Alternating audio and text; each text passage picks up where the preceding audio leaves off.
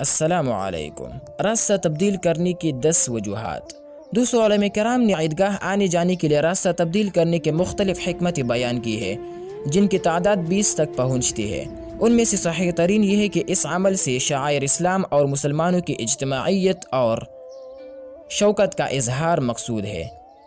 کچھ مزید حکمت مندرجہ ذیل ہے دوستو۔ نمبر 1، تاکہ دونوں راستے گواہی دے سکے۔ نمبر 2، تاکہ دونوں راستوں میں موجود جن و انس گواہی دے سکے۔ نمبر 3، تاکہ دونوں راستوں کو فضیلت کے مرتبے میں برابر رکھا جا سکے، کیونکہ آپ صلی اللہ علیہ وسلم کا عیدگاہ تک پہنچنے کے لیے راستہ دائیں جانب تھا، پس اگر اسی راستے سے واپس آتے تو بائیں جانب ہو جاتا، اس لیے دوسرا دائیں جانب والا راستہ اختیار کرتے۔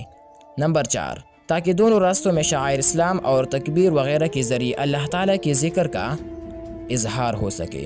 نمبر 5، تاکہ دونوں راستوں میں موجود کفار مسلمانوں کی کثرت کو دیکھ کر حزن و ملال کا شکار ہو جائے، ان کو غصہ دلایا جا سکے۔ نمبر 6، تاکہ اپنی کثرت کے ذریعے کفار پر ہیبت ڈال سکے۔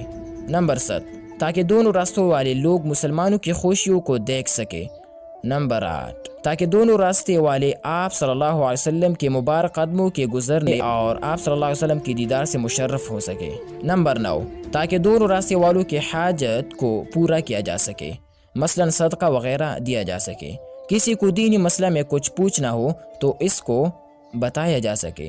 دونوں راستوں میں لوگوں کے سلام کا جواب دیا جا سکے، تاکہ آنے والے کے راستے کو بدل کر لوگوں کا رش کم کیا جا سکے۔